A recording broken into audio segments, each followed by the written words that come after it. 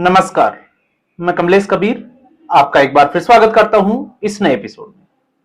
आज के इस एपिसोड में हम बात करेंगे अरविंद केजरीवाल की। सपनों का सौदागर। भारतीय राजनीति में अगर किसी व्यक्ति को इस उपमा से हम कुछ कह सकते हैं तो वो एक ही व्यक्ति मिलता है और वो है अरविंद केजरीवाल। अरविंद केजरीवाल के मंसूबे और सपने 2005 से अगर आप अरविंद केजरीवाल की स्टडी करोगे तो आपको अपने आप समझ में आ जाएगी कि अरविंद केजरीवाल ने जो सपने लोगों को दिखाए थे, दिल्ली की जनता को दिखाए थे, एक्चुअल में उसका राजनीति से या अरविंद केजरीवाल के जीवन से कोई लेना देना नहीं था। अरविंद केजरीवाल के खुद के एम्बिशंस थे। अरविंद केजरीवाल को अच्छे से पता था कि किस तरीके से भ्रष्टाचार किया जा सकता है और कैसे आप पकड़ में आते हो और किस तरीके से आप बच सकते हो।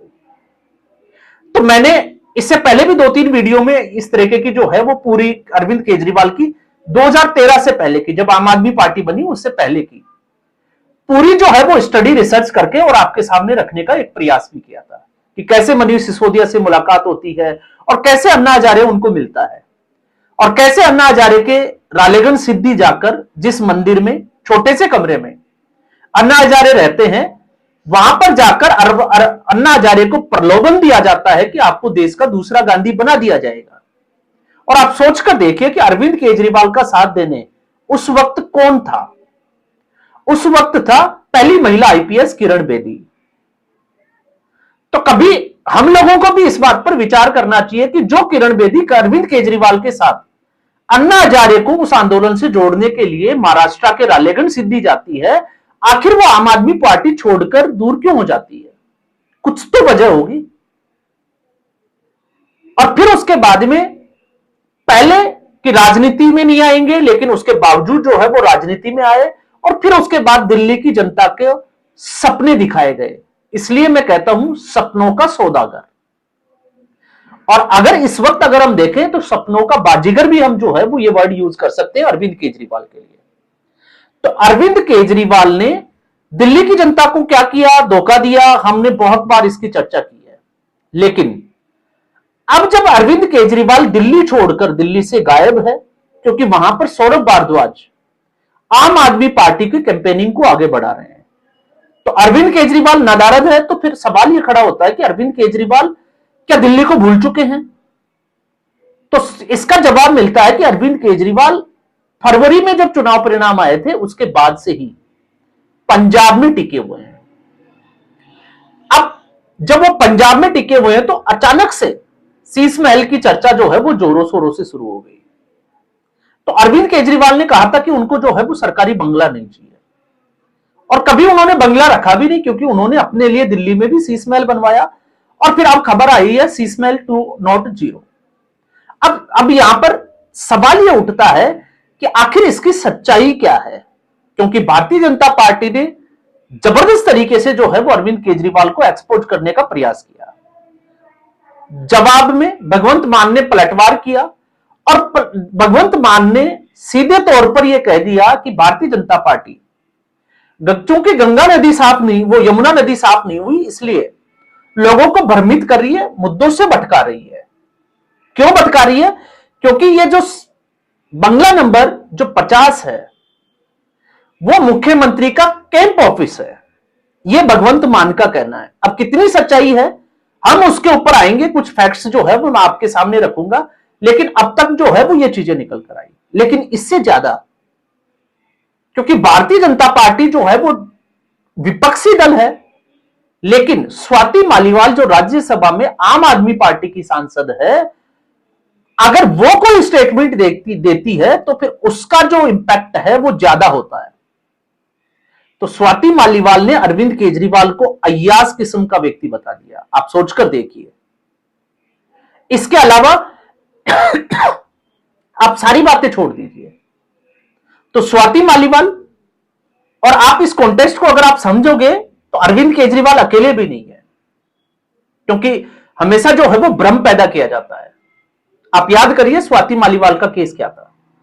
लोकसभा चुनाव में जब अरविंद केजरीवाल को अंतरिम जमानत मिली थी चुनाव प्रचार के लिए, तो स्वाति मालीवाल के साथ मारपीट हो जाती है 2 दिन बाद ही। मतलब 10 को जमानत मिलती है अप्रैल को, 13 अप्रैल की यह घटना होती है मुख्यमंत्री निवास में, और उस वक्त मुख्यमंत्री मौजूद होते हैं। सारा खेल आम आदमी पार्टी की राज्यसभा सीट स्वाति मालीवाल के ऊपर प्रेशर बनाया जाता है कि वो उसको छोड़ दे, क्योंकि किसी और को देने की तैयारी चल रही थी। या मैं कहूं कि जिसने जमानत दिलवाई अभिषेक मनु सिंघवी, ये सारा प्रयास जो है वो उसके आसपास घूम रहा था। स्वाति मालीवाल नहीं मानी तो विभव कुमार ने, और विभव कुमार आम आदमी पार्टी में आज भी सेकंड नंबर की पोजीशन में है। अरविंद केजरीवाल के बाद अगर किसी का नाम आता है तो वो है विभव कुमार।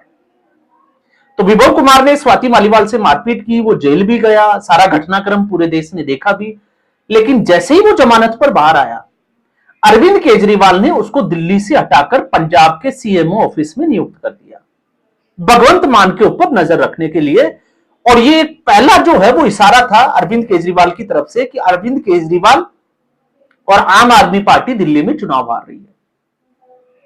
खैर, उसके बाद में जद्दोजहद जो है वो बहुत की गई, चाहे वो यमुना नदी के मामले में हो, प्रदूषण के मामले में हो, यमुना नदी जब बारिश के मौसम में बाढ़ आती है उसके हालात के ऊपर चर्चा हो, तो अरविंद केजरीवाल ने माफी मांगते हुए 5 साल और मांगने का पूरा प्रयास किया, जो कि अक्सर राजनेता करते भी हो और करना भी चाहिए।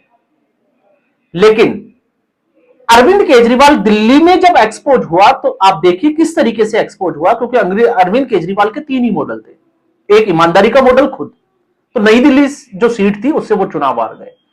सत्येंद्र जैन जो स्वास्थ्य का मॉडल था वो भी चुनाव हार गए, और शिक्षा का जो मॉडल जिसका जो है वो लगातार जो है वो प्रचार प्रसार किया जाता था, मनीष सिसोदिया, तीनों जेल में भी रहे और तीनों ही चुनाव हार गए। मतलब साफ था कि दिल्ली की जनता ने अरविंद केजरीवाल के इन तीनों मॉडल को सिरे से खारिज कर दिया, और यह अरविंद केजरीवाल के लिए इशारा भी था। लेकिन अरविंद केजरीवाल की तैयारी पूरी थी कि अब उनको जो है वो पंजाब में शिफ्ट होना है। अब पंजाब में बहुत सारे सवाल जो है वो इससे पहले भी अरविंद केजरीवाल के ऊपर उठते रहे हैं, चाहे वो पंजाब के जो हेलीकॉप्टर हो, चाहे प्राइवेट जेट हो सरकारी, उनका इस्तेमाल को लेकर हो, या फिर दूसरी तरीके के, जिस तरीके से यहां के अधिकारियों का दिल्ली जाकर मीटिंग करना।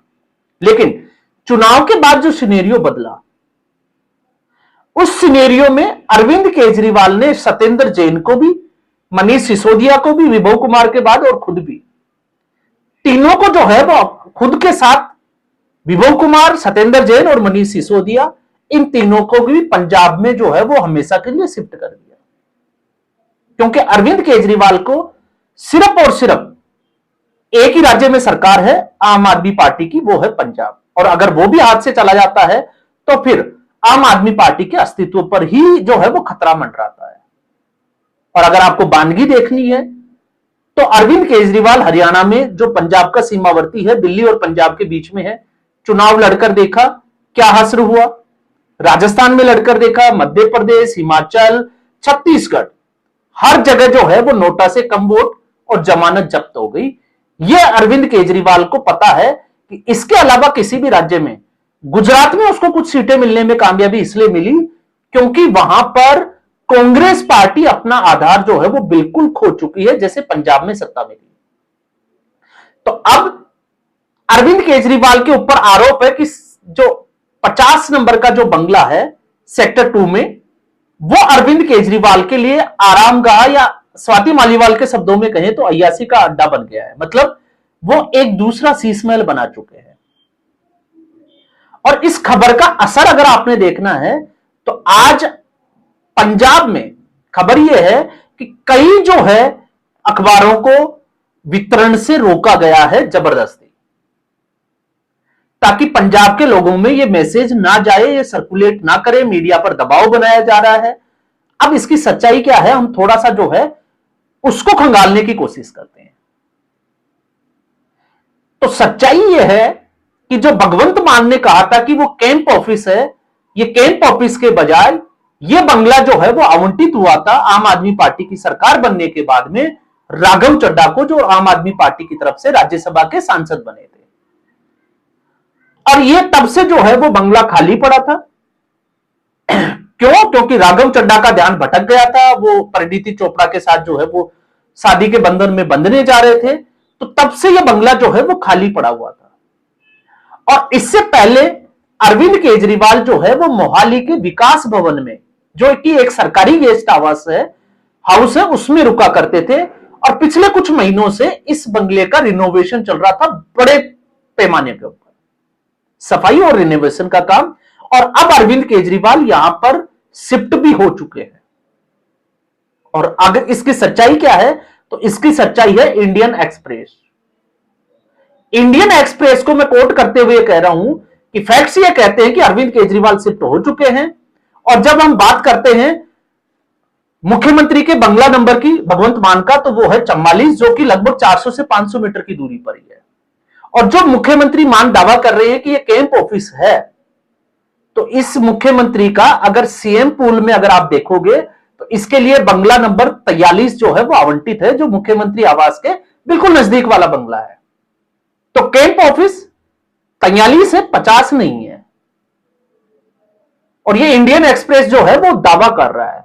और इंडियन एक्सप्रेस यही दावा नहीं कर रहा, क्योंकि स्वाति मालीवाल ने, आपको पता होगा, ये बोला कि भगवंत मान ये कह रहे हैं कि कैंप ऑफिस है, तो वो डिटेल देखिए अब तक कितनी मीटिंग जो है वो यहां पर आए और कौन कौन लोग यहां आकर रुके।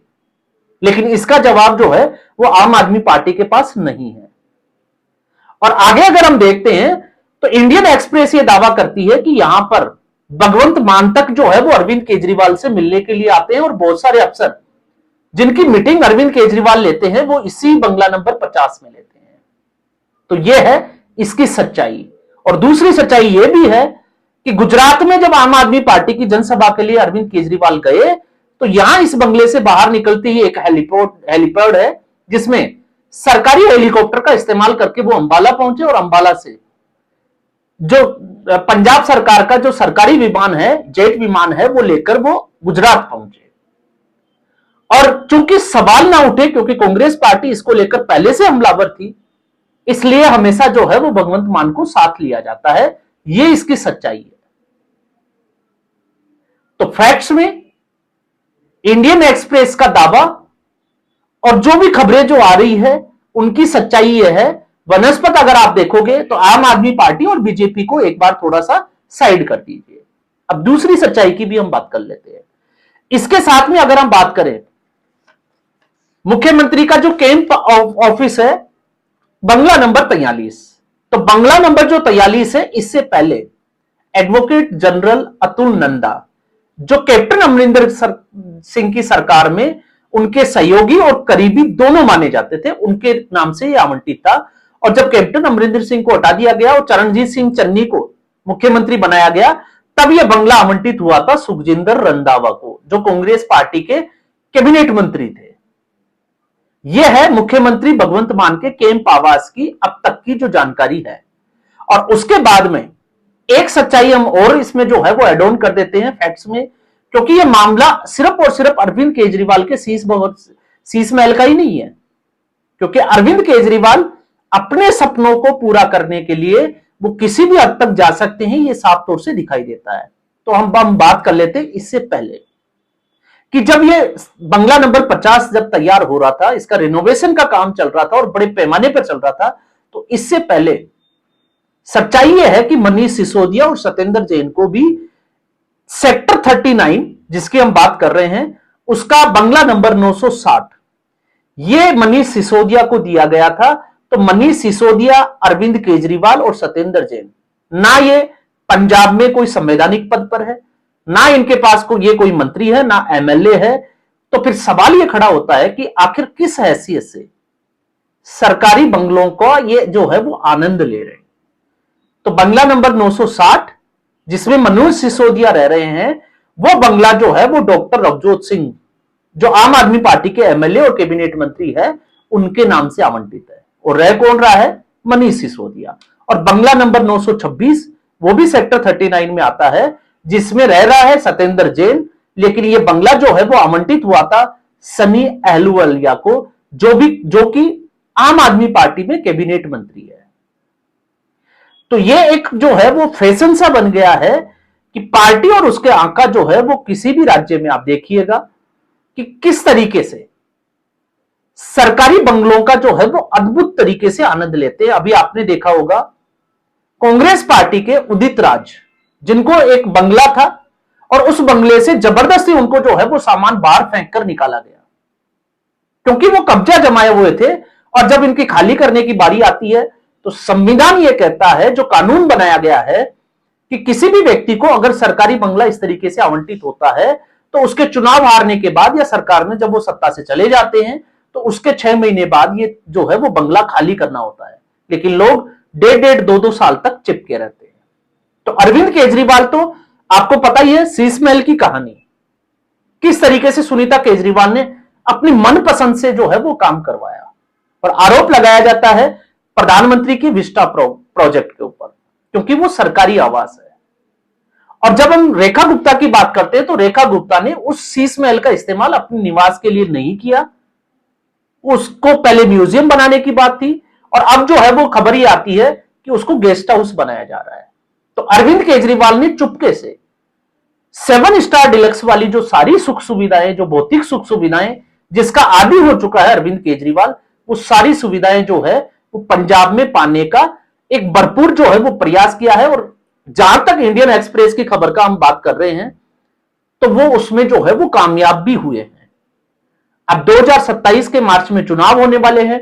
आम आदमी पार्टी की उम्मीद कम है, लेकिन तब तक अरविंद केजरीवाल के लिए एक जो है, आप सोचकर देखिए, अगर ये खबर है तो ये अरविंद केजरीवाल और आम आदमी पार्टी के लिए बड़ा धक्का है और इसी कारण आम आदमी पार्टी बौखलाई हुई है। तो आज के एपिसोड में बस इतना ही। उम्मीद करूंगा वीडियो एपिसोड आपको पसंद आया होगा। वीडियो को लाइक करें, शेयर करें, चैनल जरूर सब्सक्राइब करें। धन्यवाद।